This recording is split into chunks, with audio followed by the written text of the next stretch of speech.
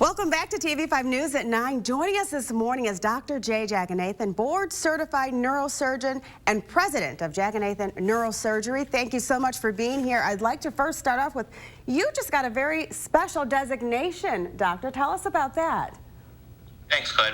So we were designated for 2022 as a Center of Excellence for Spine by Blue Cross Blue Shield of Michigan. I think it's a testament to all the hard work of the staff and other physicians in the practice as well, but we're happy to continue to provide excellent care for patients in central and northern Michigan for all of neurosurgery, including spine. Congratulations, and that's right in our backyard, so we are so excited to have you here.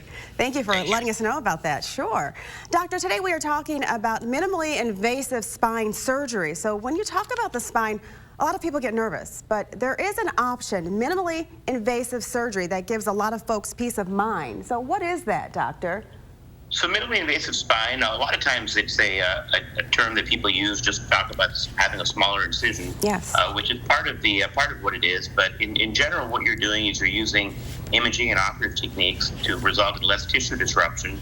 And ultimately what causes pain and what hurts recovery after any kind of surgery is the amount of tissue you manipulate or disrupt. So by reducing the tissue disruption, you hopefully reduce postoperative pain and you help patients recover faster, which is critical. So what kinds of procedures can you do with this, doctor? They can really range in scope.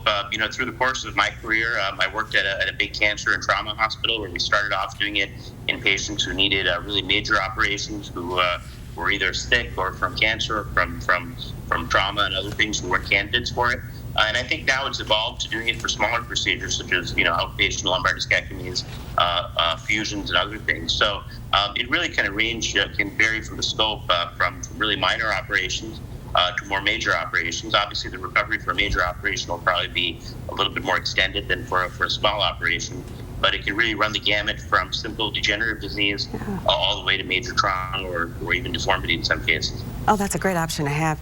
Now, doctor, if someone says, hey, this is for me, what are the steps for patients who feel that they may be candidates? The first step is obviously establishing a diagnosis, and a lot of times that involves visiting a primary care physician. I mean, that's the most common starting point in patients who have back pain or neck pain or any concern. A lot of times it results in getting an MRI scan. In most conditions, we recommend a trial of non-surgical treatment, such as physical therapy or pain management. And when those fail, usually we discuss surgical options. We're happy to see and evaluate patients. The decision for surgery and what type of surgery really depends on the patient and pathology.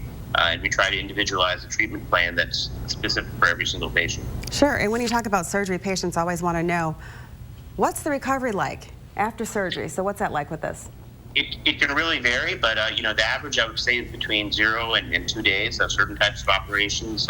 Nowadays, laminectomies, discectomies, we do on an outpatient basis where a patient will go home the same day. Other more complex operations may require a couple of days in the hospital. The emphasis after surgery is on early mobilization. The studies have shown after spine surgery, the quicker the patients are getting up and moving, the better they do. Minimally invasive approaches oftentimes are associated with decreased bleeding, shorter hospital stays, and less reliance on pain medications afterwards, which are all very important. Sure. Well, thank you so much for sharing some of these exciting advancements with us today. If anyone watching is interested in learning more, where should they go, doctor?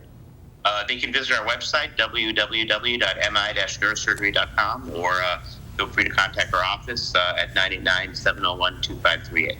That's awesome. Once again, congratulations on your designation as Center for Excellence. That's awesome. Thank you. Of course. Have a wonderful day, doctor. We'll see you again. If you would like any more information, you can visit the hot link section of WNEM.com.